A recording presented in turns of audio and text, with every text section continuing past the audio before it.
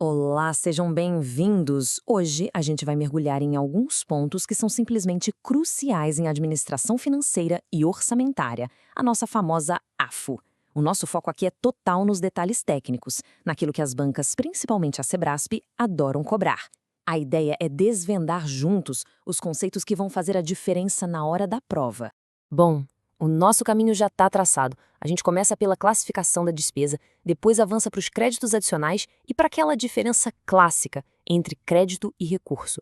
Logo em seguida, a gente entra em flexibilização orçamentária e na limitação de empenho. E para fechar com chave de ouro, uma revisão com questões no estilo Sebrasp para a gente fixar tudo. Então vamos lá, começando pela base de tudo em AFO, a classificação da despesa pública.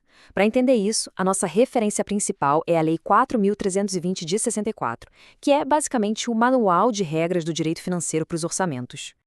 Ok, o que é, tecnicamente, uma despesa pública? É qualquer gasto de recursos do Estado. Mas, para a prova, o que realmente importa é o critério de classificação. Esse gasto afeta ou não afeta o patrimônio líquido do Estado? Essa pergunta é a chave para diferenciar os tipos de despesa. E essa pergunta nos leva direto para a principal divisão econômica das despesas. De um lado, temos as despesas correntes. Pensa nelas como os gastos do dia a dia, para manter a máquina pública funcionando. Salários, material de escritório, juros da dívida, elas não aumentam o patrimônio. Do outro lado, as despesas de capital. Essas, sim, aumentam o patrimônio, seja pela construção de algo, pela compra de um equipamento ou pela amortização de uma dívida. Agora, muita atenção aqui, porque este é um ponto que derruba muita gente.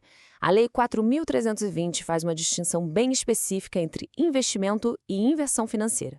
Investimento é sobre criar ou construir algo novo, como uma ponte.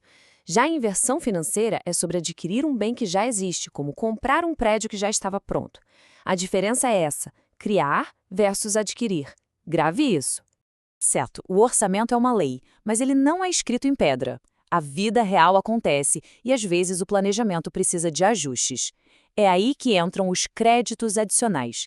Eles são, basicamente, autorizações para despesas que não estavam no plano original ou que precisam de mais recursos do que o previsto na Lei Orçamentária Anual.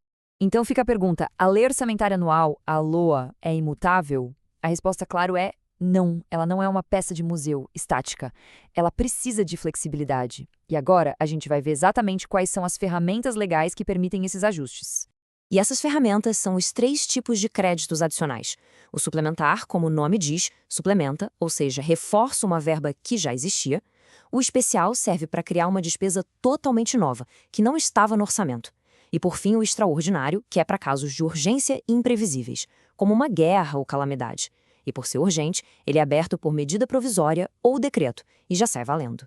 Agora, um conceito que é a base para entender a execução orçamentária. Pensa em 2 trilhos de trem, que andam lado a lado. Um trilho é o crédito, que é a autorização para gastar, o papel. O outro trilho é o recurso financeiro, o dinheiro de verdade. Eles caminham juntos, mas são coisas diferentes. Vamos olhar para o primeiro trilho, o do fluxo orçamentário, o da autorização. Tudo começa com a dotação, que é o valor que está lá na Lua. Se um órgão precisa passar parte dessa autorização para outro órgão, ele faz um destaque. Agora, se a movimentação for só interna entre unidades do mesmo órgão, o nome disso é provisão. Agora vamos para o outro trilho, o do dinheiro. O Tesouro libera a grana em parcelas, que são as cotas. Quando o dinheiro é enviado para outro órgão acompanhando o destaque, chamamos de repasse. E quando o dinheiro se move internamente acompanhando a provisão, o nome é subrepasse. Percebe a lógica? O destaque, que é a autorização externa, anda junto com o repasse, que é o dinheiro. E a provisão, que é a autorização interna, anda junto com o subrepasse. Guardar esses pares é simplesmente fundamental. Destaque com repasse e provisão com subrepasse. Isso resolve muitas questões. Além dos créditos adicionais, a Constituição, lá no artigo 167, traz outras formas de flexibilizar o orçamento. Mas atenção, a regra geral é que é proibido fazer isso. A transposição, o remanejamento e a transferência só podem acontecer se tiver uma autorização prévia na própria LOA. Então vamos detalhar cada um. Remanejamento é quando se move verba entre órgãos diferentes. Transposição é a realocação de recursos entre programas diferentes, mas dentro do mesmo órgão. E, por fim, a transferência, que é mover o dinheiro de uma categoria para outra, tipo tirar de despesa corrente para colocar em investimento. E aqui vem uma dica de ouro, uma exceção que as bancas amam.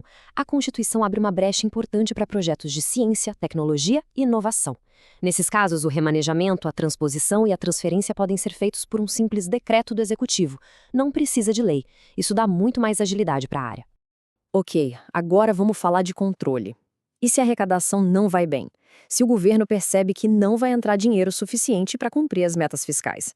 A Lei de Responsabilidade Fiscal tem um freio de arrumação para isso, a limitação de empenho, mais conhecida como contingenciamento.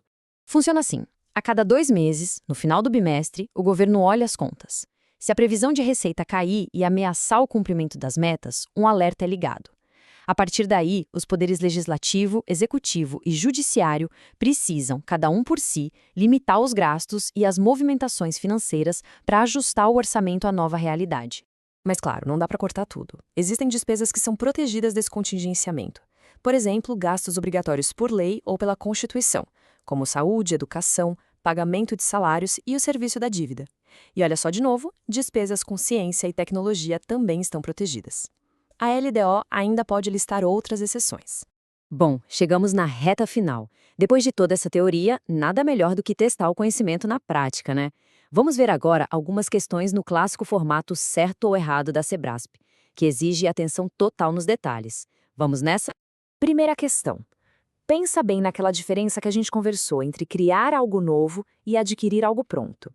A compra de um prédio que já existe é classificada como investimento? Certo ou errado? Está errado.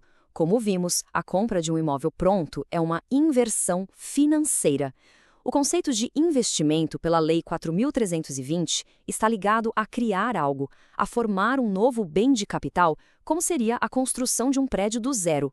Vamos para a segunda questão agora sobre créditos adicionais. Imagina uma situação de calamidade pública. Para liberar um crédito extraordinário, é preciso esperar a aprovação de uma lei específica pelo Congresso? Certo ou errado? Errado! De novo! A principal característica do crédito extraordinário é justamente a urgência. Não dá para esperar todo o processo legislativo.